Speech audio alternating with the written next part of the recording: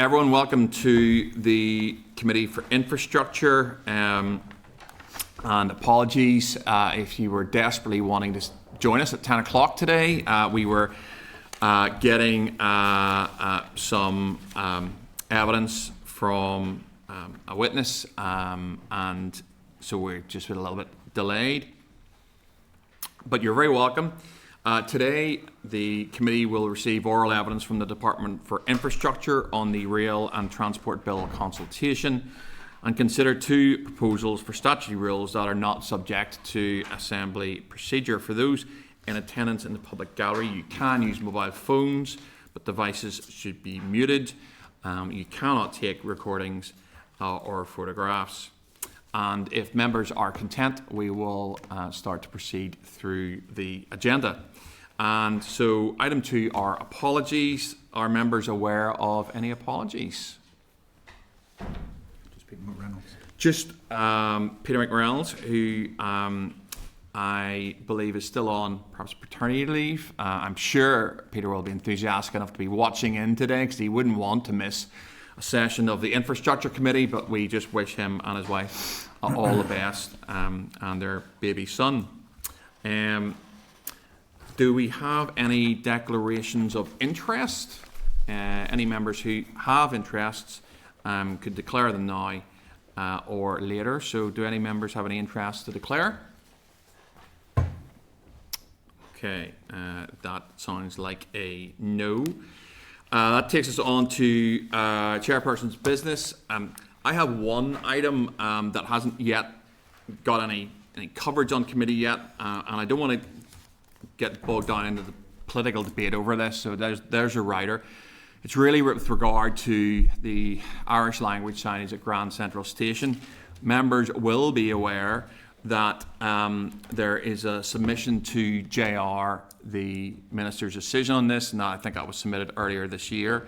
The most talked about judge in Northern Ireland, Justice McAlinden, who pops up frequently on our committee, I believe has strongly urged that the matter be resolved within the executive so that it wouldn't have to be subject to court proceedings. I'm not going to get into any of the debate necessarily around the rights and wrongs of this.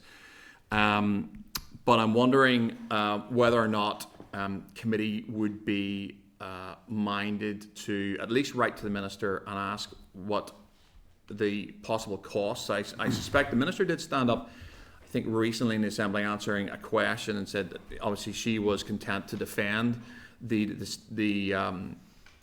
decision and obviously the JR. But I'm wondering what the costs of that will be.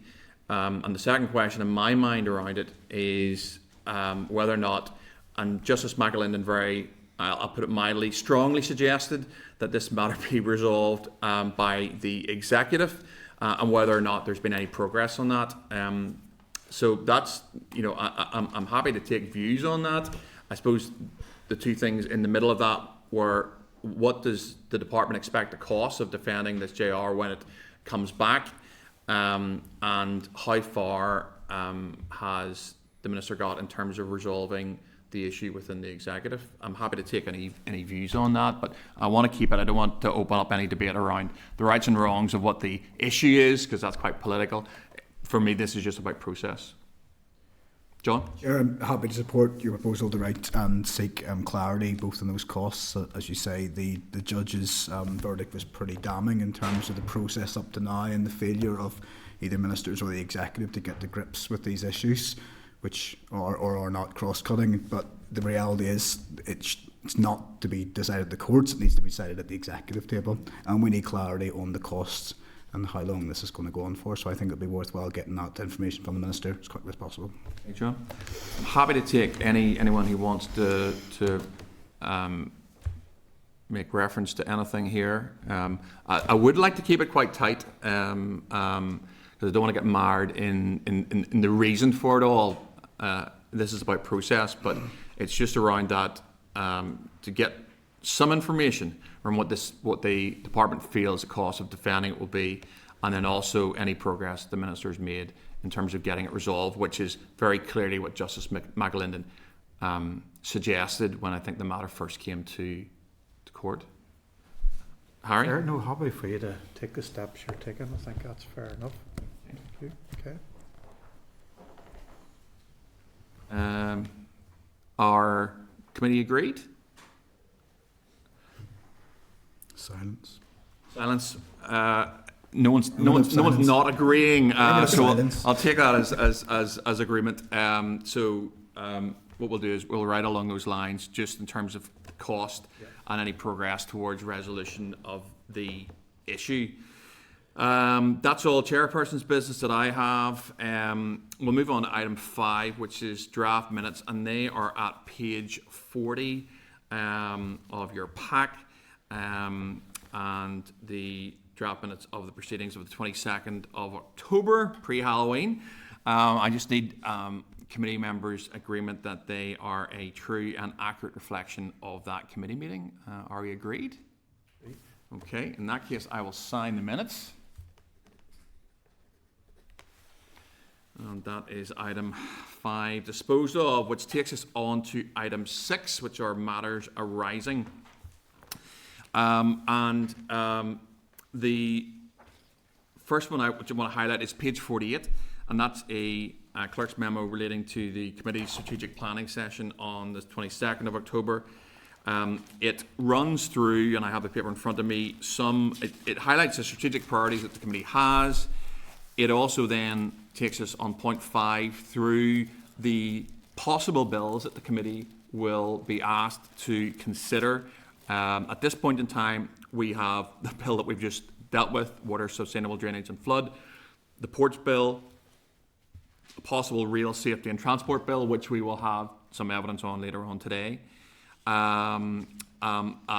possibly legislation related to address safety in school buses, and the possibility of 2 PMBs coming our direction.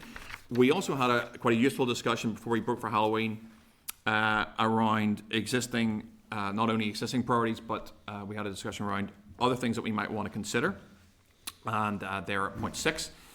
And you can see them there, and I'm not going to read all this stuff out, but there was wastewater capacity, LDPs, environmental aspects of wastewater, road maintenance, clearance of gullies and flooding, it's quite thematic, and the regulation of road excavation by utility companies were some of the areas that we looked at.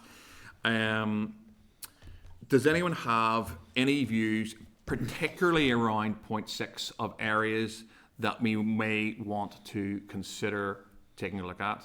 And I'll pause there for a second if anyone has any views on that. So we're looking at point 6 there. And the next thing then really is at 9 is the actionables that would come from perhaps looking at one of point 6, which are what we do next. So if we picked one, what would we do with that? And there are options at 9 there in terms of inquiries, reviews, or collation of existing evidence. Does anyone have any views, especially around point 6, that you want to share? Quietest committee in the world. So I will then share. I'll share the chair's views. I think. Justin's coming in. Justin, you can go in. You can go in before me. Go ahead, Justin. Just very quickly, should planning be there? Just resourcing for the planning. So I think there's something there. If you look at B, Justin, I know it says it's got local development plans there, just at 6B. I think that is an area we may want to have a look at. Now, whether we want to keep it focused to purely LDPs or widen it, but I think that is an area committee may wish to look at. In absence of anyone else saying anything, I'll keep going. And the other one there was regulation around road excavation by utility companies, which I'm not sure about you guys, but I get a lot of constituency queries around the digging up of roads, the blocking of roads, unsafe footpaths, and this isn't a criticism of DFI in particular. These are utility companies often doing this, and I get a lot of core around that. So those are maybe 2 areas that I think might be interesting to look at. I'm going to bring Deputy Chair in, John. Yes, Chair, sorry I didn't come in sooner. I was on the wrong page reading the That's wrong okay. thing, so I was doing my I'll best to declare my stall for you, failure to John, read. there. You know I normally do like to come in and wax lyrical. That was a point I was going to make. Not only the poor standard often that utility companies leave the standard of the road to, but then the subsequent follow-up that does or doesn't happen to ensure that it's done to the standard. Yep. But secondly, the coordination, and I can speak of works themselves. I mean, Carrickfergus has been blighted by roadworks for the last year on the same road week after week after week, and the common question is, and I'm sure it happens across the country, why did they not all get together and do the works at the same time, particularly when you see a new road scheme being done or a public realm spend tens of thousands or millions of pounds on, and then 3 weeks later another utility company comes in, digs it up and leaves a tarmac patch. There doesn't seem to be any coordination, and I think it's something that we could get our teeth into, find out why that doesn't happen, and potentially how easy it would be to resolve it. Those two things would be really beneficial. I agree with the planning aspect, but I do think it probably fits in the local development plans.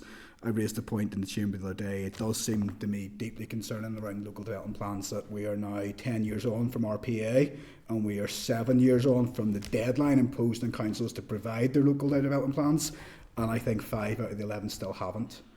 We'll be interested to get breakdown and maybe deep dive into why that is the case, what are the hold-ups and what impacts that could have on any potential legislation coming through as well. Okay, no, that's absolutely fine. I'll go back to Justin for a second here. Justin, is your the matter around planning for you? Is it wider than the LDPs? Are you content to have something? Yeah. Go ahead, sorry. Much better than LDPs, just bottlenecks the planning system, which is slowing installing development across the board. That's fine. But that's purely through under resourcing of the planning departments within councils, and they're worked to the hilt and just can't get through the work, the demands on them based on staffing levels primarily. Okay. Any other views on the strategic priorities that members want to raise? Andrew, go ahead. Chair, yeah, no, certainly agree regarding the road excavation. You nearly, sometimes it's a bit, as you can sort of almost tell, like an archaeological dig, sort of the timelines, depending on the sort of the age of the patches and whatnot. But 100% keep, that is important. But does D lead into F, or does F lead into D? I mean, I'm not sure, because again, some of our road maintenance then does come down to the fact that they're degrading because of the excavation by companies. Perhaps they need to be taken separately, I don't know. But again, just to add my own wastewater capacity and the environmental aspects of water pollution or water courses, A and C, are incredibly important and should slip off the priority or agenda or anything. And I think we stress that enough, Chair. Thank you. Okay, I'll take Cahill and then Stephen. Go ahead, Cahill. Thanks, Chair. Yeah, no, I would agree with the LDPs, because obviously I think there's a scope there for us to do something in the next 18 months in terms of moving that process. Back to Justin's point, I mean, have we anybody coming in from council who's the representative Solus, or are we having any briefings? Because I'm mindful of the fact that I don't know what we could do, even pushing the department to move that process on, given the autonomy of council. So I'm just trying to find a better way, some other ideas as well. I don't mind looking at the issue, but is there anything, is there anybody from council we can get in just to, because I know through the regulations that we passed, I don't know, is there any other question need to be asked there? Or do we have anybody coming in, representative body from council, we can get a conversation with in relation to that? It's a very good question, Cahill, and actually it is one that, as you pointed out, councils do have a lot of autonomy around this, so it's a very council-related question, and John obviously highlighted the number of LDPs that we have outstanding. What we could do in the first instance is write to local councils, all of them, to seek reasons for the delay of the LDPs. That might be a starting point. We could theoretically invite some reps in, I suppose, as well. If committee was minded to do that, Solus might be one point of contact for that. So no, it's a good point. I know Michael scribbled that down. we'll take that on the roundup at the end. I want to just bring Stephen in here. Thanks, Chair. And I'll just concur with those points that I think are well made. The other one just, is it worth putting in as a priority just around the major capital projects and obviously the impact, the ongoing issues around them. I suppose I'm thinking primarily of the A5, but there are other major projects as well Yep. that I think we should keep as a priority if possible. Okay. Yeah. No. Absolutely. Harry. Yeah. I mean, I really think it's so important. D, E, and F, the road maintenance, clearance of gullies, flooding, and the regulation of vaccination. I know it's been mentioned. It's been mentioned first time even appeared in committee here, so it's most important to most people. Thank you. Okay. So, in sort of summary, then I think, in terms of the areas that we did discuss with I think with the addition of Stephen's point around major infrastructure, which I think is about a billion, not including the A5, is about $1 billion in terms of the things that are on the priority plans for the department. I think we more or less said all of those are important in some shape or form. Over the last 5 minutes, we've said A to F are probably all important. Would members be happy enough for us to sort of, with the exception, do we want to write out to the councils who have outstanding LDPs and get some feedback as to why that is? Is that something committee wish to do? Chair, if I may, just on the planning thing, it is a very complex area, and the committee should really stay within its remit in terms of the role of DFI in planning and its role in coordination of the local development plans. So if you'll allow me a bit of time just to check on the exact interaction between the department and local development plans before committee makes a decision on that. There are a few planning related things coming up on the forward work programme, the consultation on the planning fees, which closes in December, the review of planning development management regulations. There's to be an update early next year on that. So there are a number of planning related issues. It would be if we were to start like an inquiry or a review now, we would have to be very clear about what the parameters would be and the outcomes would be within the scope of the 18 months left of the mandate. Okay. Cathal raised his hand. Cathal, go ahead. No, Chair, and that's why I was asking, but listen, thanks for that clarification, mate. I mean, that's the kind of thing we need to talk about, and those couple of issues you raised in relation to local authority. We'll see how they pan out, and then we'll have a further look at it. But I mean, it's just like I said, I'm mindful of what we can do, what we can't do. But if there's a few suggested actions and things coming up on the forward work programme, I think we'll see how they pan out, and then we'll move on from there, Chair. Thank you. Thanks. Just on the local development plans, some councils have them complete and some haven't, isn't that right? Do you know who has and who hasn't? Or I'll get the list off of the researcher who indicated that. Just one other thing, Chair, just to remind members that we did commission Raise to look at major road projects, capital road projects, as well. So if members want to defer a decision until we get that information, then we'll be better informed, or the committee will be better informed. Agreed with that. Okay, so look, trying to summarise that together, our committee happy enough that we push this for a week. We'll let Michael do a little bit of work around some of the planning stuff. We maybe get a little bit more detail, and we'll give this a little bit more consideration next week as to how we take this forward. Our committee happy enough with that? Did you want to go ahead with the letter to utility companies to the department? We can probably go ahead with that now if you wanted to. Just to ask them about how that's coordinated. Okay, no, that's a good point. Okay, so one thing we could do, and in light of both mine and John's comments earlier, we could write to the department to seek some information around the process and oversight and coordination, or lack thereof, of utility companies working on the roads. That's something we could do now whilst Michael compiles some information around some of the planning stuff and the other areas we've talked about. Would committee members be happy enough for us to write to the department along those lines? Yep. Harry? Sir, just when we're on matters arising, could I just check that we did request a visit to Hydebank for the new MOT centre? We're going to write. Yes. We'll get that done. So there's ongoing discussion with the department as the appropriate time for that. So we'd like to coordinate that when there's something for members to see, but it's not yet operational. So the ideal time will be when the equipment's in, Yes. but just before they get going. I get it, because that's just making sure, because we want to do the visit before the public start. So But as you say, we'll go firm on a date. Perfect. It should be around spring next and year. that's exactly what I mean. Appreciate it. Thank you. Okay, no, that's fine. Thank you for that, Harry. I think that's that one tied off, and we have agreement to write to the department around those utility companies. I'll take you then, still on matters rising, to page 51, which is the official report, and that's the work programme of the Interim Regional Planning Commission.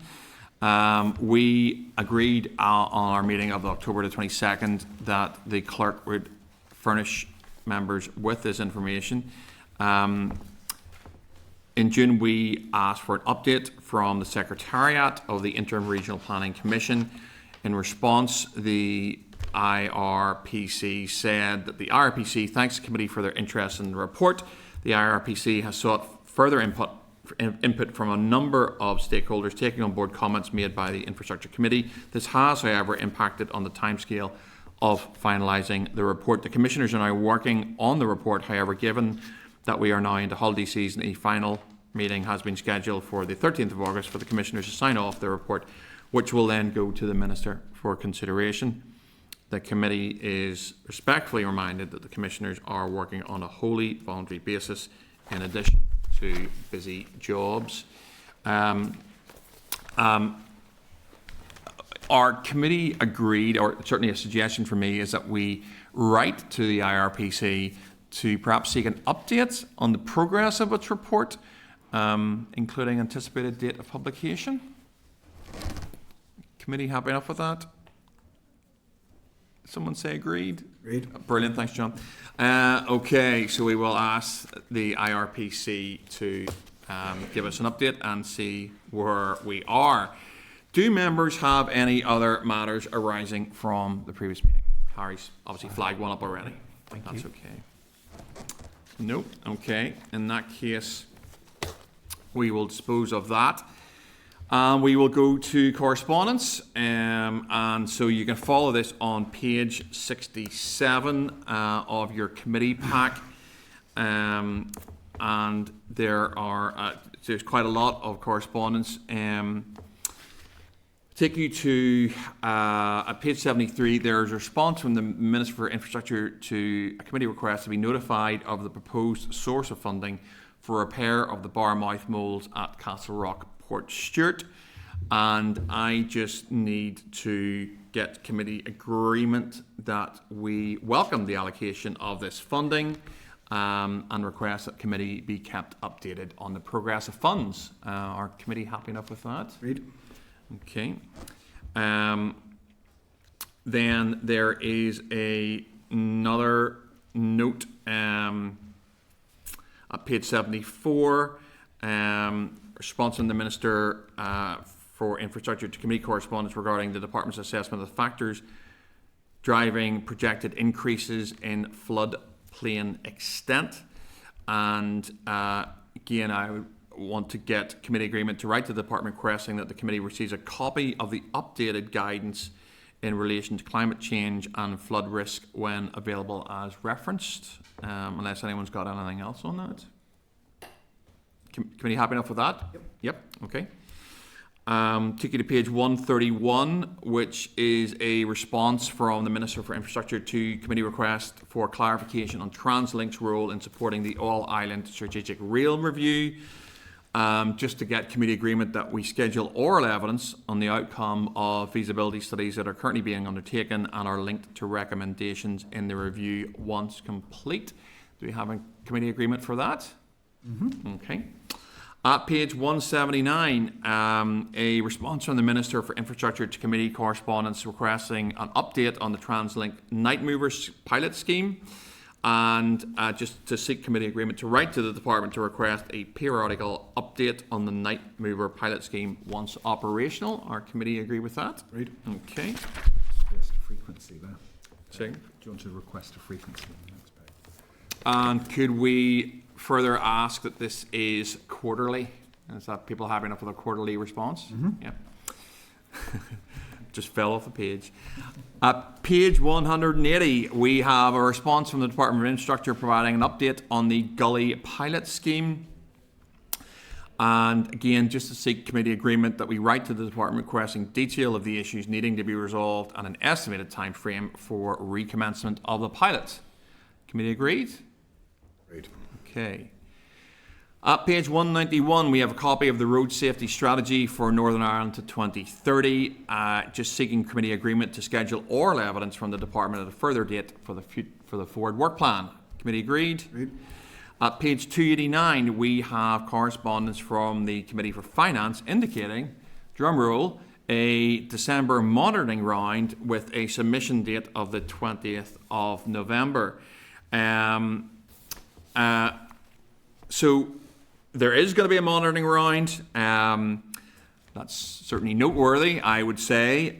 In terms of that, and I'll take any other views or any comments, but at a baseline, I'd like committee agreement to schedule an oral evidence session from the department within 7 days of the submission around that. So that would be pretty standard. Are committee happy enough with that? Yep. Okay. Anyone want to comment just on that item? It's everyone happy enough? Okay, it's fine. Page 369 then, we have a response from the Construction Employers Federation to the Utility Regulators Consultation on its approach to PC 28 for Northern Ireland Water, October 2025. And just inform members the consultation finished on Halloween night, 31st of October 2025. And just I need committee agreement to receive oral evidence from the utility regulator. Our committee agreed? Right. Okay. At page 413, we have correspondence from a member of the public regarding a case against the Department of Infrastructure.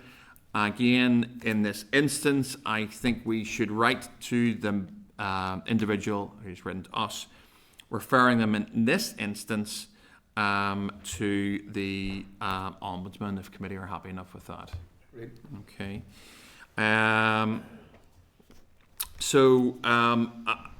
Just before we note other things, just ones, and I can't seem to coordinate them in the middle of all those because it's quite hard to organise up here. But I have sort of two I wanted to highlight before we note the rest. One is we did get a response. It's number 7.17 from the DERA Minister. It's on page 288 of your pack. And it's regarding a letter that we sent out both to the DERA Minister and the DFI Minister regarding the previous case on the A5, and we asked them to comment on Justice McAlinden's judgment at paragraph 200, and I think we did that sometime in October, I believe. So the Agriculture Minister has come back, and he has not said very much. Thank you for your letter, asking for detail on engagement between DFI and DERA in advance of Minister O'Dowd's decision to proceed with the A5 project. Your query relates to a matter which is currently under appeal to the Court of Appeal. In those circumstances, I do not consider that it's appropriate for me to engage on the issue outside the appeal process. That's fine, thanks, Niall. I'm disappointed in the first instance by this. The DERA Minister, of course, is entitled to his view on this. We did receive some legal advice recently, which I can't really refer to, but it is disappointing what we're seeing in front of us. We were simply asking for clarity from both departments around what Justice McAlinden said in a previous judgment. We weren't asking either minister to comment on what their evidence is going to be in a future case or anything like that. I have an actionable point from this, but before I get to that, I know Justin has indicated here. Justin, I'm going to bring you in at this point. Sure, sorry, my comments don't relate to this specific item, so I'll let you. Right, okay, so you're just right, fine. That is fine. We'll bring you in at the end. That's not a problem. We also haven't, just tied together with this response from the Dear Minister, we also haven't, as far as I'm aware, got anything back from the DFI Minister regarding the letter that was sent to the Minister. The more we ask questions about this, the more suspicious, I'll be honest, I become. And Justice McAlinden was absolutely clear in paragraph 200 that there were significant issues between DAERA and DFI. Now, I don't know what those are, or what the context of them are, or who holds responsibility for them, but I remain concerned that we are being stonewalled, and that the defence is that the case is under appeal. We're not asking about any evidence regarding what's coming up. We're asking about a paragraph from a judge that has already happened. And I'll take committee view on this. I suggest, as far as I'm aware, we had a previous response from the Minister, the DFI Minister, who said that there had been 13 meetings over a time frame. And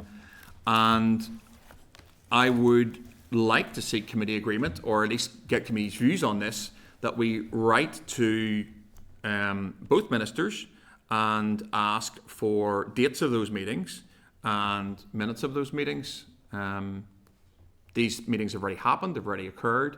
I'd like to know who was there, what was talked about, and the context. That's my view on it. But it's for the committee to decide how it wants to take this one forward. You have the response from Minister Muir there.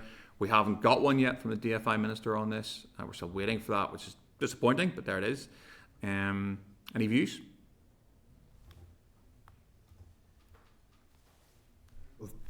For me, Chair, I do agree with a lot of what you said. It would be good, first of all, to chase up our letter to the Minister and find out where that is in the pipeline, if it's on the way, and what the hold-up is. And I think, yeah, given the ambiguity around this and how important an issue it is, it would be good to get all of the relevant documents, minutes and correspondence relating to both the Minister for Agriculture and Rural Affairs and also the Minister for Infrastructure.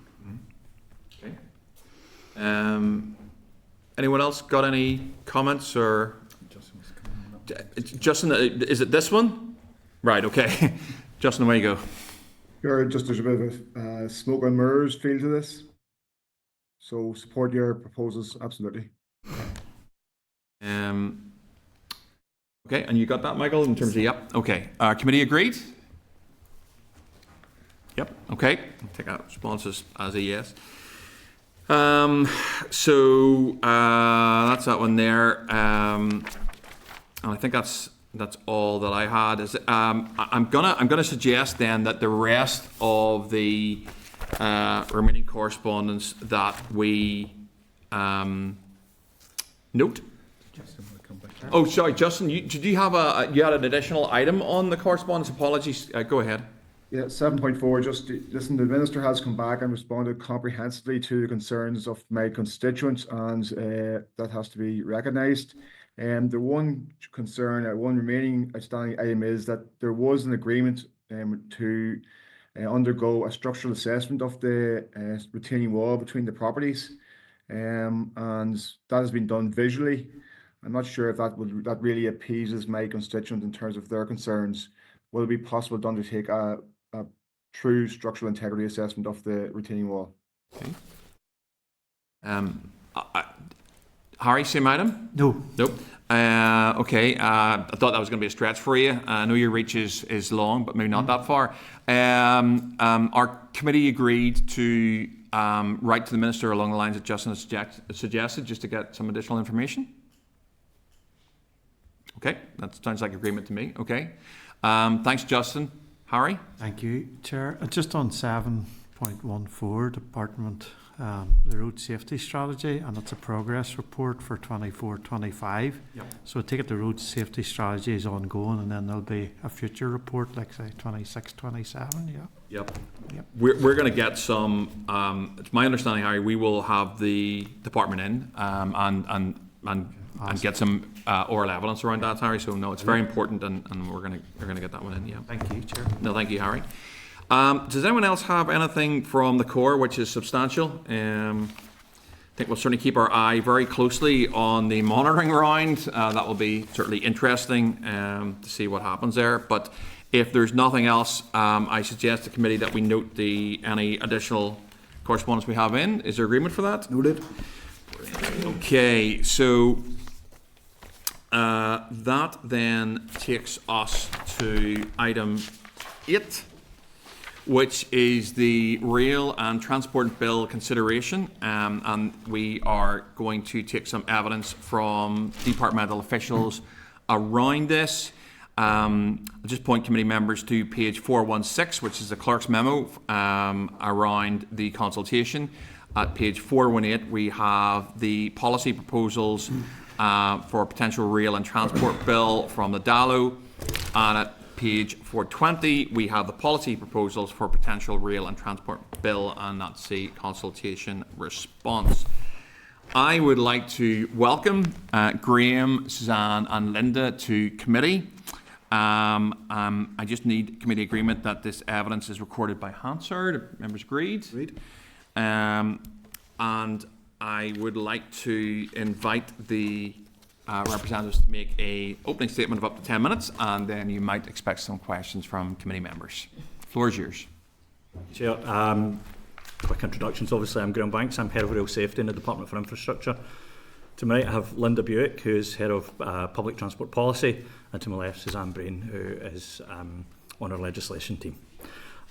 Chair, members, thank you for the opportunity to come here today and hopefully give you a bit of an overview of the bill and answer any questions that you have.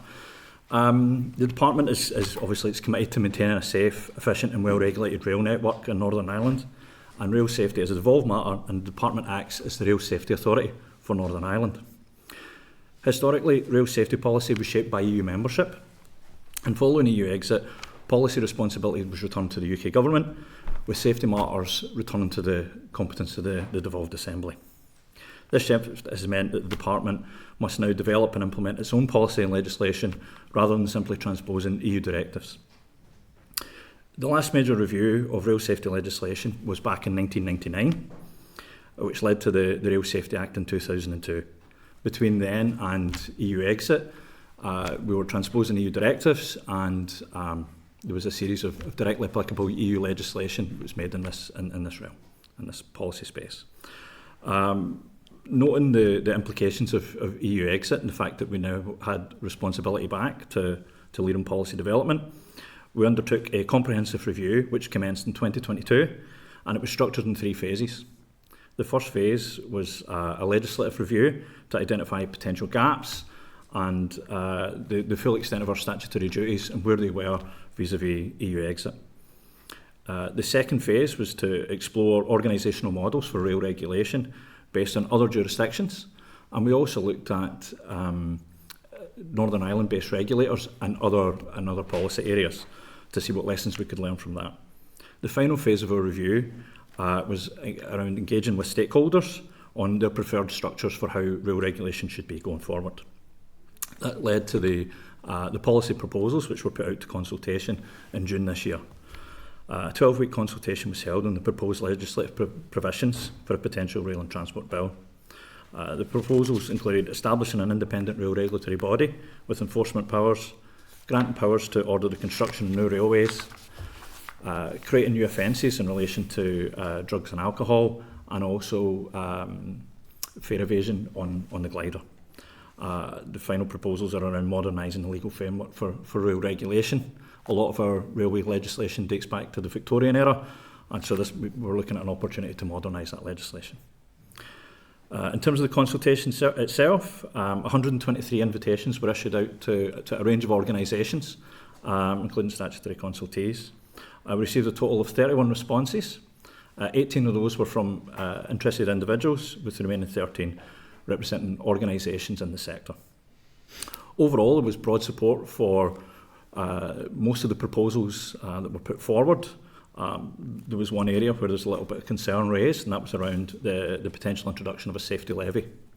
Most of the concerns that were raised were from heritage rail organisations in terms of the implications. Obviously, it's a challenging, any cost for that sector is challenging, so it would represent potentially a difficult situation for them.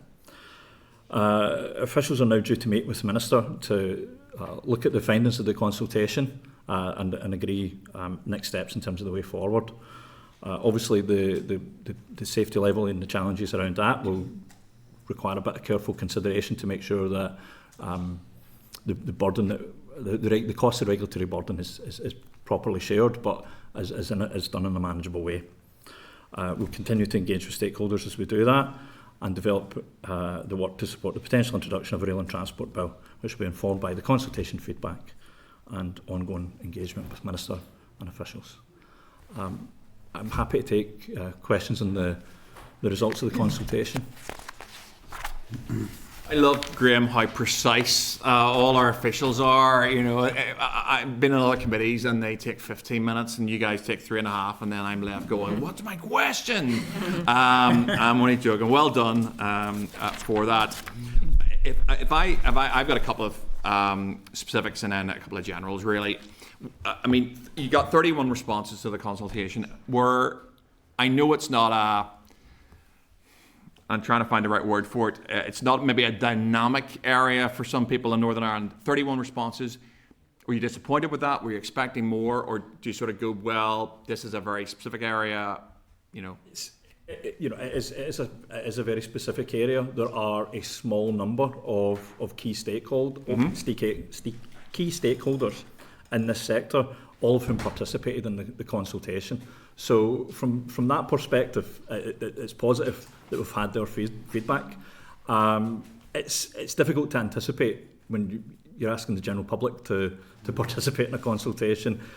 It would have been great to have had more responses, but it's, you have a number of enthusiasts who are very keen on railways, and many people who travel on the railways, but maybe are not quite so interested in how the railway is regulated, because that's the railways is niche. The regulation of the railways is potentially even more niche. Yeah, the nichest. I've been invited. I think I've invented a word for Hansard there.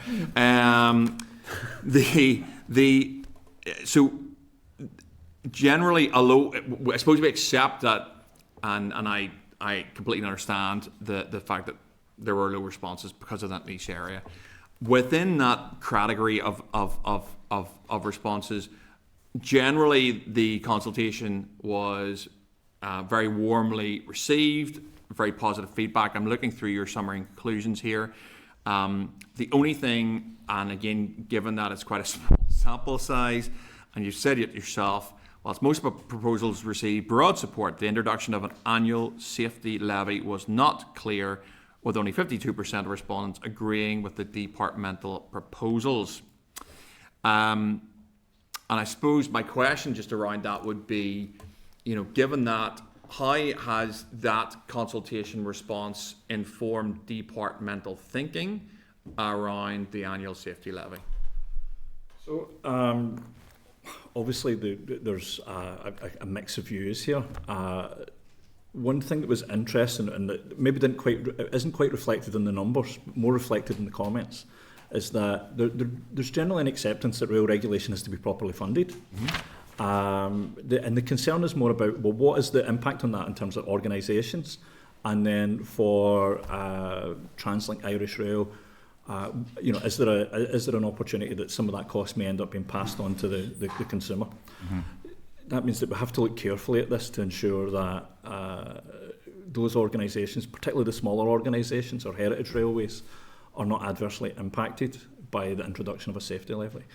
We don't want, nobody wants to have, put a burden on a charitable organisation and result in it going out of business. So we have to be very, very careful, and that's where we are at the moment. We're looking at how do we structure the levy in such a way that we result in properly funded regulation, but it's something that is not such a burden on small organisations or isn't passed on to passengers. So is there things that we have to look at, whether or not there are things that can be done through how TransLink are funded, whether there needs to potentially be ring-fence funding for rail regulation. These are all options that need to be carefully thought through and considered to make sure that we address the concerns that have been raised here. That's fine. Then my slightly more general question, and then I'm going to pass over to the Deputy Chair. It's really about the timing and intent and what happens next. So at this point in time, clearly the committee are already considering one bill from the department around SUDS. We are expecting the ports bill to come at some point. Is it your view that we will see a bill around rail and transport in this mandate? It ultimately be up to Minister, and Minister has a range of priorities that she'll want to get through. So this will have to be carefully considered within those range of priorities. Equally, you've mentioned yourself the time that has already been allocated to the bills that you're currently considering. We'll have to engage. If it is the intent to go forward with this bill in the mandate, we'll have to work with committee clerks to make sure that there is sufficient time. There's also, implications for resourcing in terms of the department and officials' time, and also drafting lawyers. All this has to be put into the mix so that, if it is the decision to go ahead in this mandate, that resourcing is put in place and sufficient time is given for scrutiny. I suspect you might have even had a chat with the Minister before making the committee appearance. Have you got any indication from the Minister as to, you mentioned about priorities through that, let's take it as a given that obviously SUDS and the Port Bill are ministerial, and committee has already said that it will do its absolute best in terms of getting these things through. Have you had any indication from the Minister as to the likelihood of this finding its way in this current mandate? We're due to meet with Minister in the coming weeks, so we will hopefully have a clearer indication then, but it's in the mix with the priorities. So I can't say any more than that. That's probably right. Okay, no, that's great. Thank you very much, Graeme. I'm going to go to Deputy Chair. Thank you, Chair, and folks, thanks so much for coming along and for the concise presentation. It's a really interesting topic. Graeme, you said that this has obviously arisen out of Brexit. UK government have the responsibility now. The onus and the requirement is on the department to legislate for this. Is there a time frame for that in terms of, are we sitting in a bit of limbo land at the minute in the absence of departmental legislation, or are we being guided by Westminster? And if that is the case, and given the previous question, do we have any concerns that if it's not met and legislated for in the current mandate, that this could drag on and leave a widening gap? There are gaps that have to be addressed. Mm-hmm. We have existing railways legislation. As I mentioned in the introduction, a lot of it is from the Victorian era, dating back to the 1840s and 50s. So it was introduced in a very different, for a very different sector, one which was predominantly private companies. Mm-hmm. So it's that thing. Maybe it's not quite fit for purpose, but that doesn't mean that we don't have a modern rail regulatory framework. We have that as a result of the legislation that was made during our period of EU membership. Yes. We have powers in many of those areas, but they're maybe not quite as clear cut or as encompassing as what has been proposed in the bill. Okay. So yes, there are gaps. There are gaps that have to be addressed. In terms of the immediacy of those issues, it's something that, obviously the sooner you deal with that, the better. Mm-hmm. But I don't think it would be too adversely impacted if there were, if it ended up in the next mandate potentially taking 2, 3, 4 years. But it's once it drags on, but that following that, I think you're right. There are many unknown unknowns in terms of what potential implications could result from developments in EU legislation and GB legislation. So obviously we want to do this, timorously, so that we can manage that. Mm-hmm. But there's no obvious immediate impacts that say we desperately need this. Okay, so as the safety guru for the department when it comes to rail safety, there's nothing keeping you up at night at the minute in terms of the gaps that exist or the potential for those widening gaps as the EU go one way in the UK and us and we potentially go another. And the reason I say that is, quite often legislation in this place moves at a snail's pace, and we only have to look at the ports legislation that still isn't in, that's been talked about for almost 20 years. Yeah. I wouldn't want that when it comes to safety be the case for this. So it goes back to the chair's point then, how important is it that we push and try to squeeze it into this mandate, or at the very least into the earliest part of the next one? I think it's reasonably important that we get this done, and those kind of timeframes that you're talking about, whether it's the remainder of this mandate or early in the next mandate. Okay. But if it went even longer than that towards the end of the next mandate, I think that I wouldn't be kept up at night too much by that. It's once you start talking maybe 10, 15, 20 years to do this, and not that I imagine that it would take that long, but if for whatever reason we ended up with something like that, I would be a bit more concerned. If I was still sitting here in 2 mandates' time, I'll hold you to that. We'll come back again. Hopefully that's not the case. Jeremy, still on the first question. I can really do it.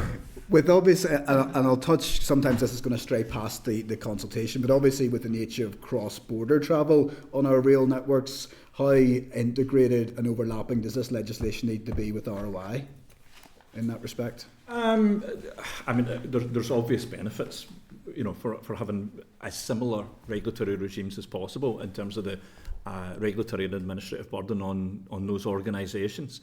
There are already differences, and equally, if we go back to the 5-10 years when it was all essentially the same legislation under the European framework, even though the legislation was the same, there's always the opportunity for regulators to interpret legislation slightly differently, and how they apply that and how they seek for compliance with the regulatory framework. So that has been a bit of the experience on this island. There has always been some differences between how regulation is done in Ireland and how it's done here in Northern Ireland. Mm-hmm. Going forward, even if we end up with very, very similar legislation, there's probably going to be differences in approach. Yes, no doubt. So it's something that those organisations are experienced in dealing with. So whilst having radically different regimes might not be a good idea, differences are commonplace and accepted and managed. Okay. You talked about, just penultimate question then, you talked about the only real difference in opinion was the introduction of the annual safety levy, and you've already articulated, I think correctly in my opinion, that heritage rail organisations shouldn't be penalised from that. I assume it was the majority of them that had the concerns within that. It was, but equally our mainline operators have concerns. Translink and Irish Rail don't have unlimited budgets. And people and some of the individual respondents who expressed concern, again, it's around what are the cost implications? Is it going to be passed on? It's difficult to say. There's different ways, different models for applying an annual safety levy. In GB, it's 0.1% of an organisation's turnover. Okay. Each year in Ireland, there is a statutory instrument that's passed, which specifies how much each organisation will pay in terms of the safety levy. So there's a range of different models, but wherever we end up, it needs to be done in a way that's kind of fair and equitable, that distributes the cost burden between the sector and government, and particularly smaller organisations are not unfairly penalised, but even larger organisations that we're not adding a burden to them that ends up you know, impacting the ticket price. Maybe you don't want to pin me down when this is a legislative point of view, but I think we can all as a committee agree that we've got excellent heritage rail organisations within our constituencies. They do a wonderful historical job of preservation and promotion for the rail sector, but they do run on a shoestring budget. So would the legislation be anticipated, and maybe you haven't even thought of it yet, to exclude them from any burdens of that, given how tight monies can be? Some of what we seek to do is not necessarily exclude heritage rail organisations, but actually clarify what exists at the moment. Okay. Because the regulation of heritage rail organisations is done under the 1868 Regulation of the Railways Act, and it has the potential to be quite, you know, quite wide-ranging in terms of the criteria that could be placed there. It's not that as a rail safety authority that we do that. We try to be proportionate, but because of the potential breadth and the lack of detail in that legislation, you know, it was designed at a time not really for heritage railways. So if we can, and part of what we seek to do in some of the provisions of the bill is to provide some of that clarity for the heritage sector, so that they've got a better and clearer understanding of what are the kind of regulatory criteria that apply to the heritage sector, and how do we work with our regulator to you know, to implement that in a way that is manageable for those organisations, but ensures that the people who are enjoying those services and enjoying those experiences are safe when they're doing so. Okay. I've just got one last point, if I may, Chair. Is there anything within this that anyone within your team would have liked to have seen gone further in terms of the consultation or in legislation, and would this ever have extended to protecting passengers on board trains rather than on the safety of the rail network? And the reason I say, we've obviously had more and more recent tragic events on our railways across the United Kingdom, and hopefully they can be prevented, and we praise the police and everyone for all the work they do, but this may well be something that needs to be looked at, how we protect better our passengers on board, and that we seek to do whatever can be done within the parameters of the law to do that. Is that something that would even have been considered within this? It's not something that was considered within the scope of the bill, but we are aware of the work that goes on between TransLink and the Safer Transport Policing Team and the PSNI. There's a lot of good work that is done within that partnership. They do patrols and stations on trains to provide a bit of comfort and security for passengers. It's like I say, it's beyond the scope of what was considered here. If it was thought that it was more of an issue, it's something that could be looked at in future. Okay, no problem. Thank you so much, and sorry for all the questions. Thank you. Thank you very much, Deputy Chair. Next up is Harry. Thank you very much, Chair. Thank you. First of all, initially, when reading establishing an independent rail regulator, I thought it was possibly a person, but then reading more into it, seems to be like a body of people. So were you thinking of using existing staff that you already have, or would you have needed more staff, and would you be able to fund that like with your existing staff basically? That is a possibility. That would have to be, you know, considered how that would be done if it was felt that the staff who work in that area should be transferred out to an independent body. There are staff who are essentially have the same qualifications as health and safety inspectors who undertake some of this work at the moment. As an organisation, the department doesn't have the breadth of railway expertise that an organisation like the Office for Rail and Road in GB would have. So we've had to rely on their expertise and support, even for things which are maybe a bit more general railway health and safety that, you know, if we had sufficient people here, we could probably do locally. And there are certain benefits to that. It gives you, you know, a better local understanding of the network. You know, there are particular differences, as, you know, that date back to when the railways were first put in. Yeah. So if we take the gauge of the railway, for instance, it's different from what it is in GB, and then it has a lot of implications for how stations were designed and built at that time. And so there are differences, and it's challenging when we have to get support over from the Office of Rail and Road.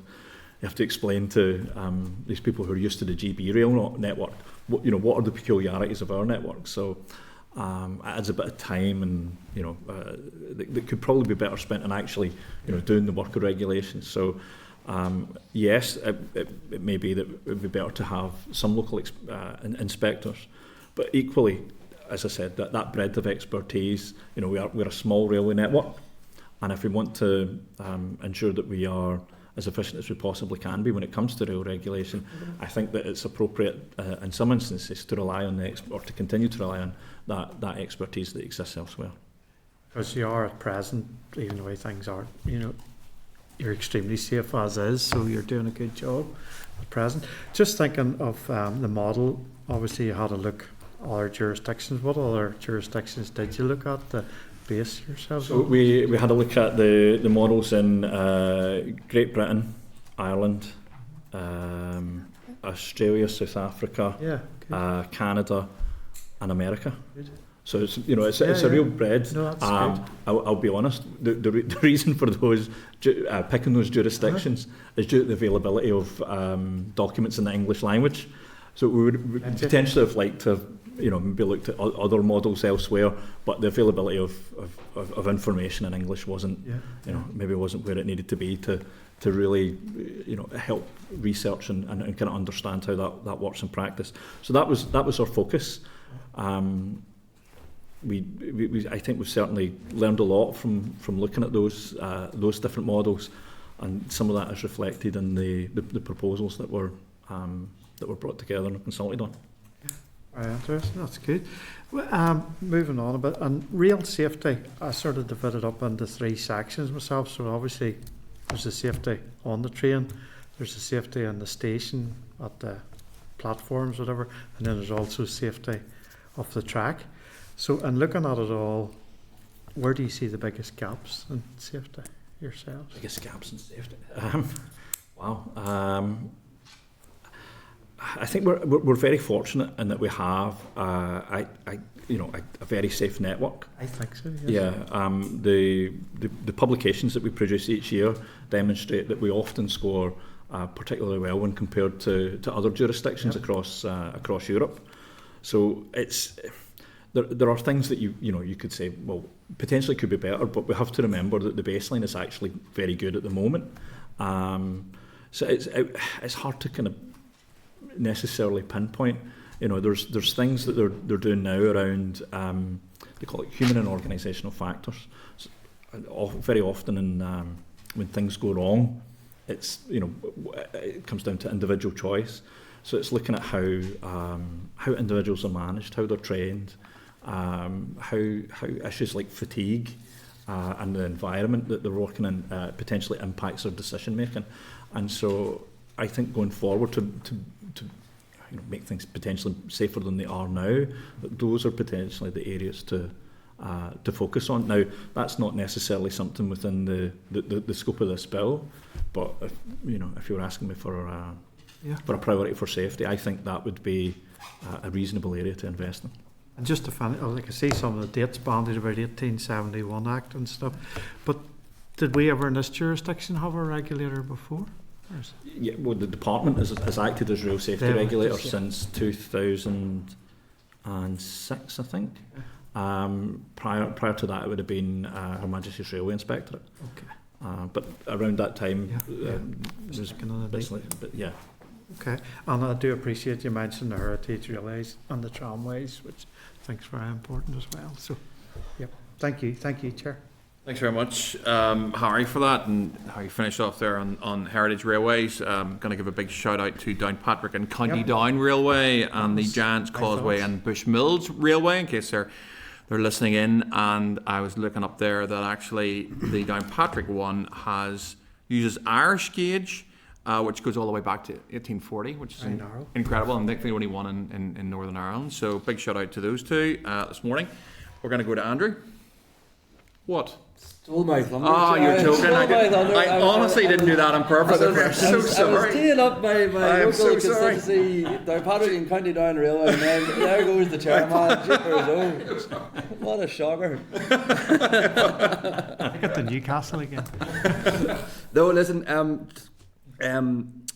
Thanks for the brief. Thanks. A lot of the main questions have been asked, so I'll not sort of go on too far. But again, just to reference genuinely the Heritage Railway again. As my chairs pointed out, to do Australian work, there is a concern amongst the Heritage Railways, not least down Paddock and County Down. I suppose really, is a levy the best way to ensure the safety for whenever it comes to these heritage railways? I suppose that's the first question. I'll come on to a few other ones, but that's the main thing, really. Yeah. It's something that we need to carefully consider in terms of, one, whether or not it's done, and then two, if there is a levy that is introduced, that it's affordable. In GB, and I believe in Ireland as well, although the amounts might be a little bit different, but in GB it's around £5,000. A lot of the heritage, particularly the smaller heritage operators, would be charged for regulation by the ORR, and I think there's something similar in terms of the amounts in Ireland. Now, it's £5,000 for an organisation like that potentially is a lot of money, but it's I think the benefits for proper regulation of the heritage sector, with regulators that are more experienced in dealing with those organisations, can only be beneficial for the heritage sector in terms of the safety standards that are applied.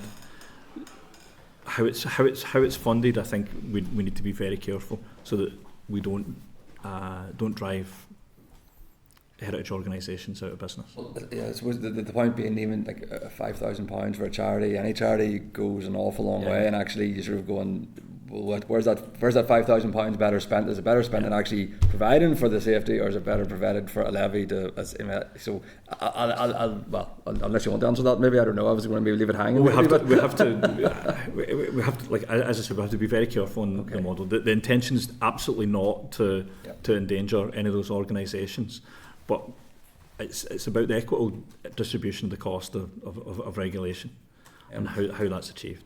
I suppose, and again, just to touch on what Mr. Stewart said, and as again, I've already had the Henry VIII things, again, just on the awfulness of last weekend. I mean, is there things you think that might, come from that into the railway network, into the regulations that are here on the back of that, or in terms of security on security, the railway? It's possible. It's not something that we looked at in terms of the scope of this bill. Yes, there are incidents, and it's unfortunate that it happens. There are teams of TransLink and team PSNI. It's difficult to say without actually conducting some work in that area and some research to understand whether or not it would be it would benefit from different or more or new regulation. Okay, thank you, Chair. Thank you very much, Andrew. Justin, you're next.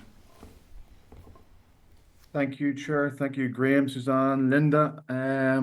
I think it's a wonderfully interesting presentation. I think we're all real enthusiasts at heart, and I'm going to talk about the devastating impact of Brexit across these islands on so many fronts. But most devastating has been for my 4-year-old, who is a train enthusiast, specifically steam trains. And since Brexit, the Enterprise train has not travelled north. The Enterprise steam train has not travelled north. Why is that, and how can that difference be changed so that it can come north? Okay, so my understanding is that there are currently no qualified steam drivers to operate a steam service in Northern Ireland. It's, there's no restrictions on whether or not the train is allowed to run. The train is allowed to run. There's simply not a qualified person to be able to operate the train in Northern Ireland. Surely the same train driver can cross the border. If he's licensed and experienced and certified to operate the service, then yes, but there currently isn't one. That's my understanding. Much to the disappointment of many 4-year-olds and 40-year-olds and. Justin, maybe you would consider taking a steam driver course, and you could be a steam driver MLA. There must be votes for that down there. I'd say there's votes for that everywhere. I think we're all steam train enthusiasts at heart. And so thank you for the clarification on that, Graeme. In relation to rail safety, what are the regulations around working in the proximity of a railway line? And what are the consents and permissions that must be sought? And what are the consequences of not seeking those permissions and proceeding with construction works in the proximity of a railway line?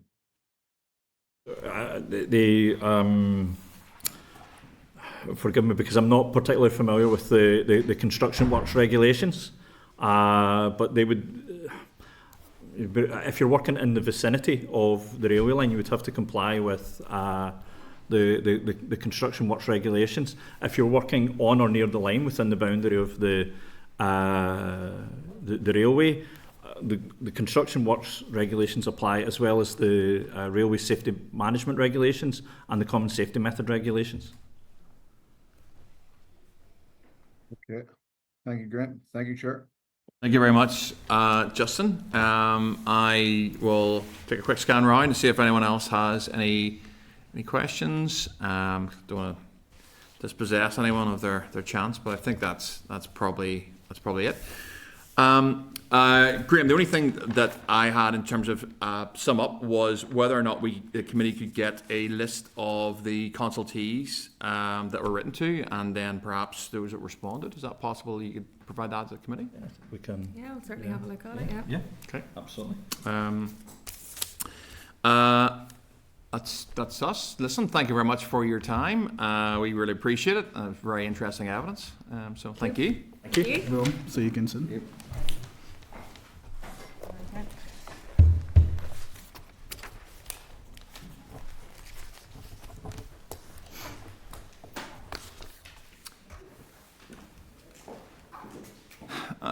Okay, members. Any actions that we want to take from the evidence session? Deputy Chair, start with you. It's mainly to the department chair, and it touches on the point that both you and I asked. What is the realistic time frame for this legislation? What is the assessment of the departmental bandwidth for legislation production? What are the impacts of the staffing absences? Will this see the light of day before 2027?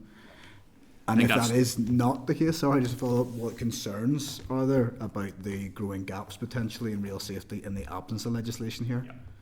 I think that's critical. It'll be interesting to see what the department comes back with regarding that. I'll take any more, Andrew. Just again, I mean, it was touched on across the board, but the financial pressures upon Heritage Railways is quite acute. And again, I mean, but genuinely do have a very good one in Downpatrick and South Down, and yeah, some. I mean, I actually almost balked when I heard the 5,000 levy, because I know that's what they'll be doing too. So I mean, it just I appreciate nobody wants to compromise on safety, but again, it's just is paying a £5,000 levy the best way to enjoy? I don't know. Anyway, sorry, Chair. Thank you. No, it's a really good point. So actually, John and I both raised our eyebrows at that figure of £5,000, and that would be problematic, I'd imagine, for both of those organisations, because it's quite a lot of money, and you know, I suppose we don't want to lose this. You know, these are two organisations operating in Northern Ireland. One with the only Irish gauge that we are aware of, you know, and even as Justin mentioned, he has a 4-year-old who's very enthusiastic about steam trains. I love the fact we still have steam trains in Northern Ireland. You know, what a wonderful thing that is. So I think we want to be really careful about that. We will, we can certainly get right to the department and just flag that up, because we wouldn't want to see these organisations being put under the level of financial pressure that we would lose them. There's no question there. So I don't know. I know the North Coast one as well. It's a good spin too. So it is. Well, they've got good shout outs this morning at committee. Any other members want to raise anything? I'll come to Michael in a second. I think everything's covered there. Michael, anything that you noted apart from the thing that I raised in terms of consultation responses? Yeah, I'm just checking that there's a committee agreement that we write around the 4 points that were raised by the Deputy Chair, and to write to the Department around concerns for heritage railways and the levy. So that's the only thing. People agreed? Yeah. Okay. That's great. Thank you. Thank you, Michael. That takes us to item 9, which is the active travel delivery plan, and this is written evidence or lack thereof, perhaps from the Department of Infrastructure. We haven't received a paper for this yet. Members may wish to note that this item has been scheduled on the forward work programme since the 17th of September, and the department has had time to produce said paper. There are a range of options for the committee around this regarding the lack of provision of said paper to the department. I know Peter was very keen on this. I think Andrew was very engaged on it as well. We can simply, I can verbally at this point in time, and Dalla was in the back there, express some level of disappointment regarding it. If we want to, we could write to the department or write to the minister and say that the committee is disappointed in not receiving these papers in a timely manner, because it's an important item for committee to consider, and we can't really do much on it until we get this evidence. So I'm happy to take any views that the committee might have around this. Andrew? Just again, sorry, I didn't mean to cut in front of it. Oh no, I wasn't. Just due deference, Chair. Deputy Chair. In this committee.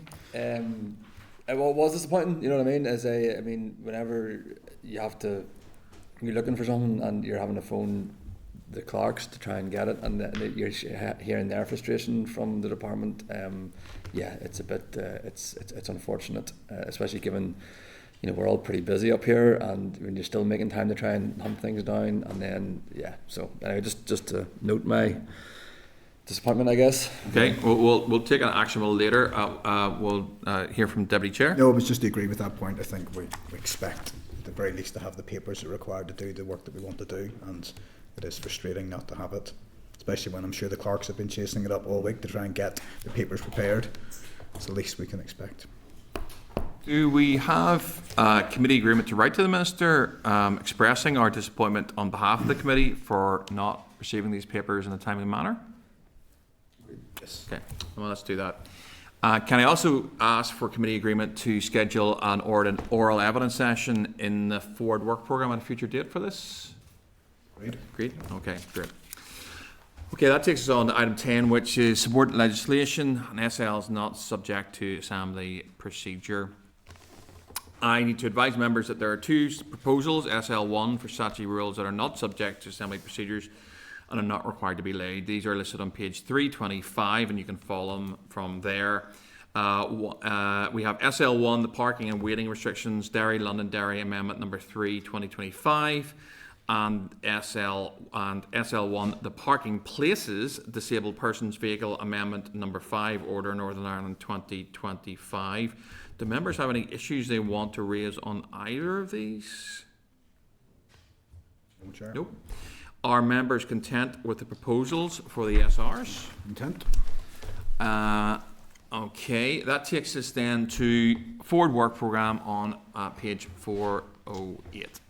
And members can have a look at that, and I'll take any opinions on it, but without members expressing any contrary views, I would seek committee agreement to proceed with the evidence sessions as set out in the draft forward work programme to reflect any decisions taken today. Are committee members agreed? Mm-hmm. Okay.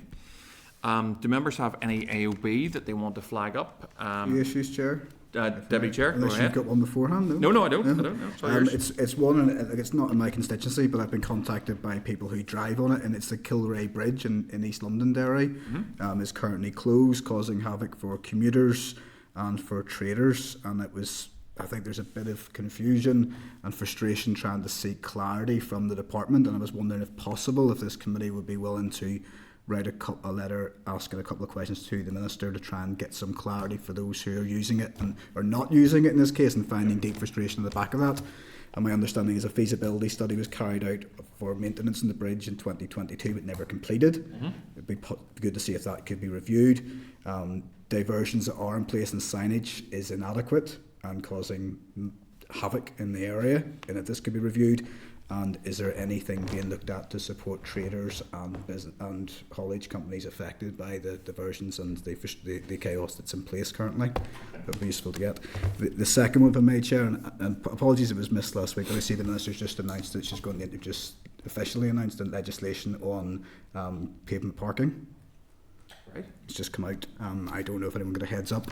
Pardon, I didn't. And I'm just, and it factors into the discussion we're having. I mean, I welcome it. It's been long in the pipeline, but again, it comes back to the previous point. Where does this sit in the legislative agenda? How realistic is it? It's going to fit in. Could we get clarity from the department on when this is going to happen and how the officials are going to make it happen?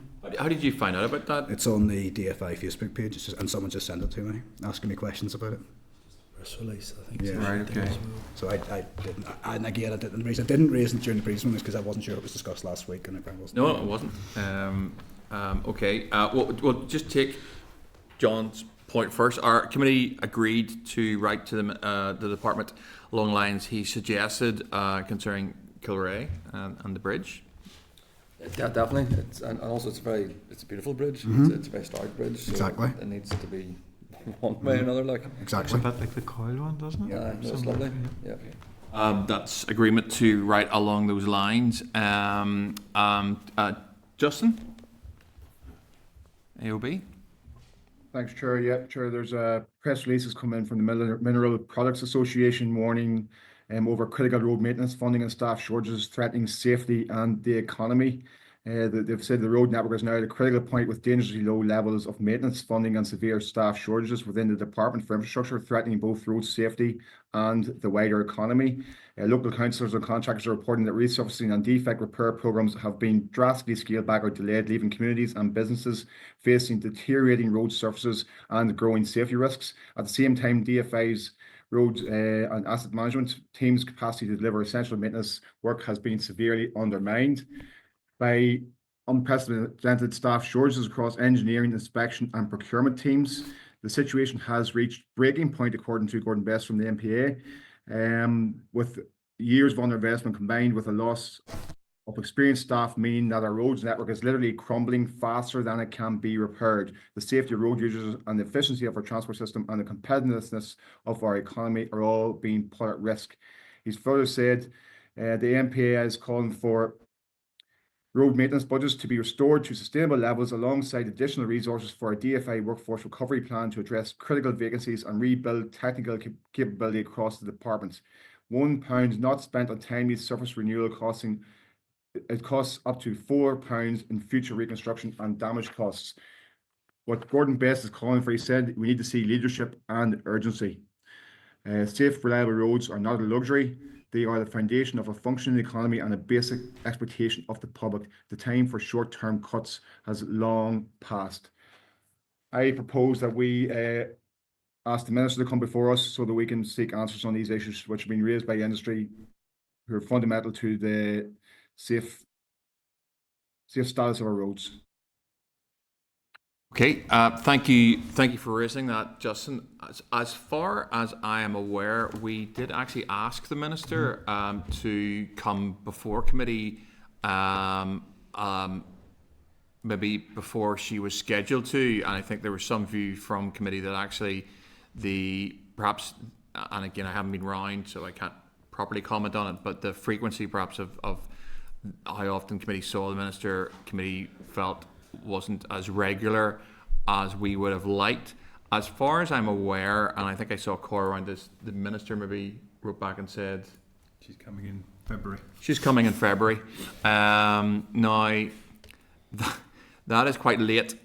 In terms of, I suppose, Justin, in terms of what you read out, I'm content with writing the Minister again. That's not an issue for me. I think there are, look, the press release does highlight very, very serious concerns. I think the December monitoring round will be crucial. I certainly will be keeping a very close eye on the £90 million that, as far as I'm aware, and it was in correspondence to us in this committee, that the £90 million that isn't being used on the A5 because of the judgment is being sent back to the centre. It came to the department on a ring-fence basis. As such, it has to be sent back to the centre, reallocated. So I imagine that will be.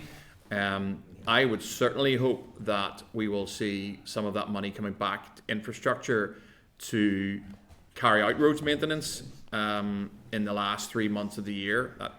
That certainly happens quite frequently. It'll be up to the executive to determine how that happens, or whether that happens, in terms of the pressure on capital budgets elsewhere. But that all notwithstanding, I am content to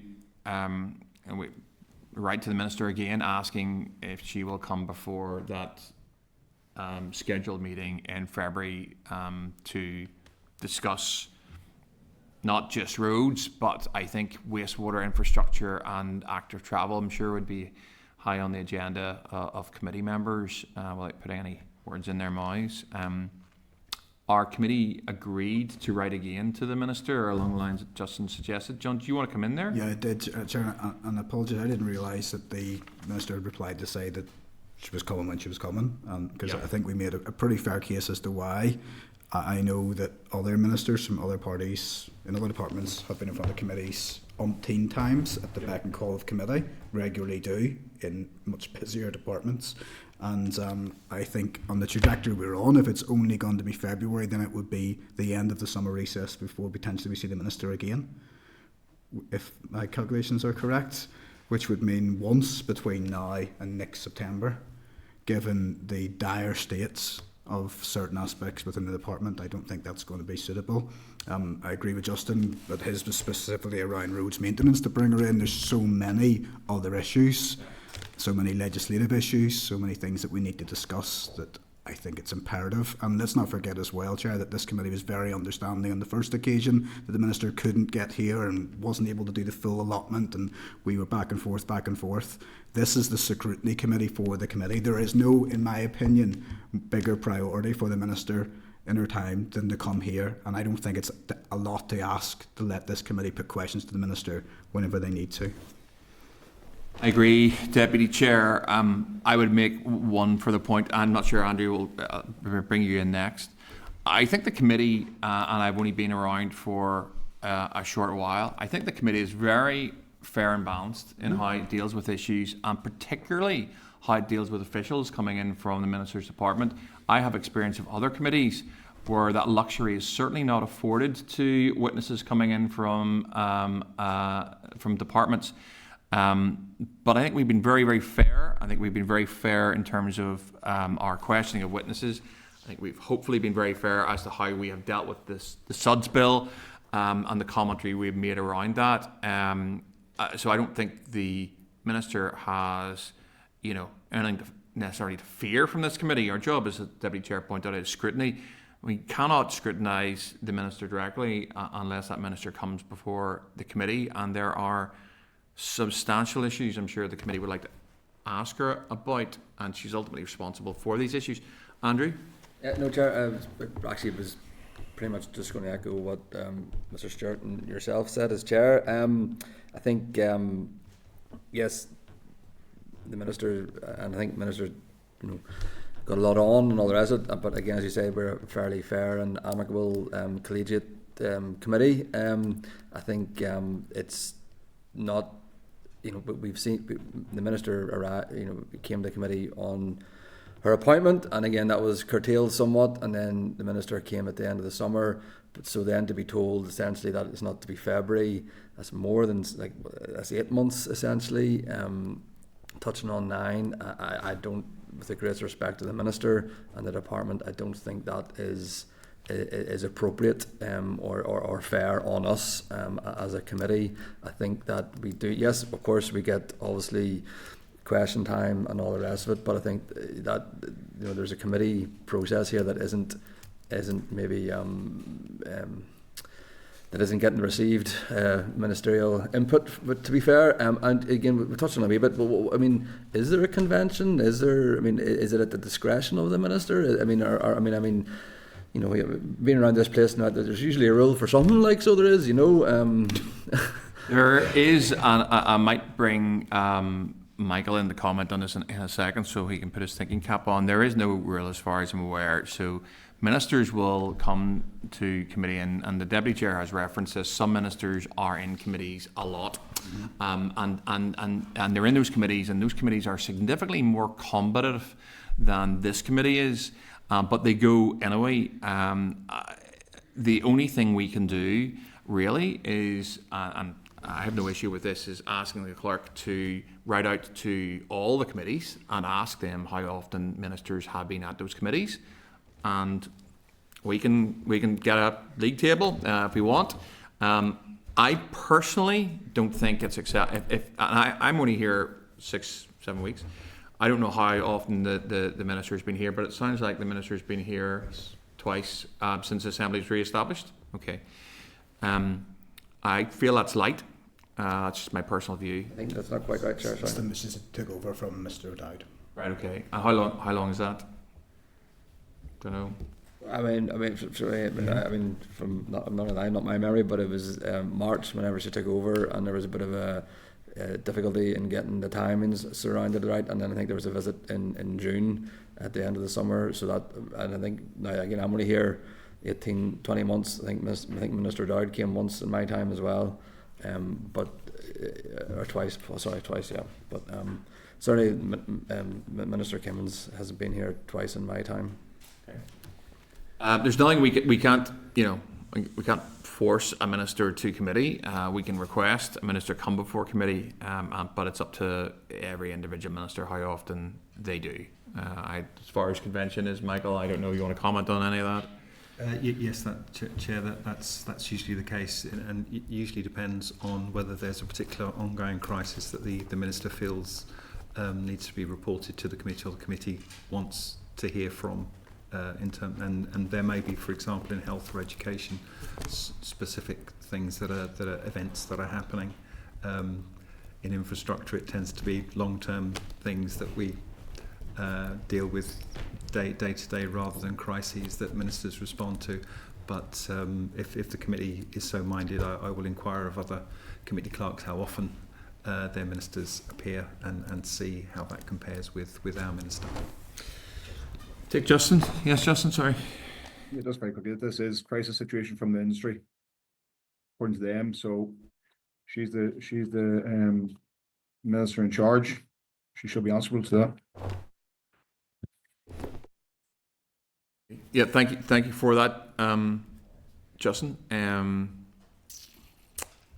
So I think Chair, if I may just want a couple of things just to check. The Deputy Chair had a proposal for writing to the Minister around the press release on legislation on pavement parking, as to whether there's a timescale for that. Was that? Yeah, hopefully I'm assuming it will be brought to the Assembly floor with an announcement potentially, given might even come to committee, John, you never know. I wasn't aware of that. Look, I will sort of kind of put it park it there perhaps, and we will write. It's not committees agreed right along on the lines that the Deputy Chair has suggested on that issue. Just to dispose of other things, Justin had asked that we write to the Minister asking whether she would consider coming to committee. Clearly Justin has a particular angle around MPA. I would have to say that it would be wider than that. I'm sure there are other things that the committee would probably want to ask questions around. Just on that one, Chair, just to inform members that press release arrived in our inbox today, and they'll be receiving that in the pack for next week. Okay. Our committee members agreed to write again to the Minister asking for her to come before the February appointment. Agreed. Okay. We will write again on that basis. So, Justin, that letter will go out. I'm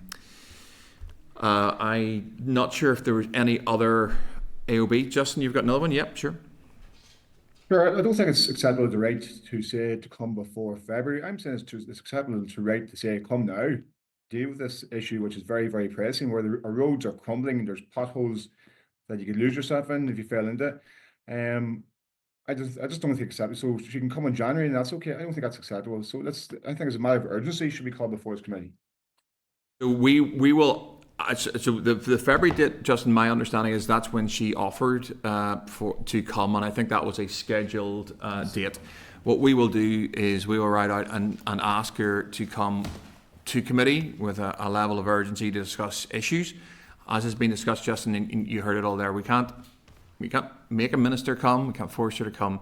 It's up to her, and ministers are busy. Let's not kid ourselves around that. But committee scrutiny is really, really important. So we will write out and just ask that. So that's that one disposed of. I don't think was there anything outstanding, Michael, apart from the AOB. That's nobody else had anything. Just check around. I think we're okay. Okay, so that is AOB disposed of, which leaves us with date, time and location of the next meeting, and I just need committee agreement for the next meeting to take place at 10 a.m. on Wednesday the 12th of November 2025, room 29, Parliament Buildings. Committee agree to that? Yep. And also then, as a final reminder to members, that as long as our committee business allows, members have been invited to attend an active travel event next week in the Lawn Gallery at the conclusion of the meeting. So just to put that in members' diaries. We will do our best to be expeditious in our timing next week.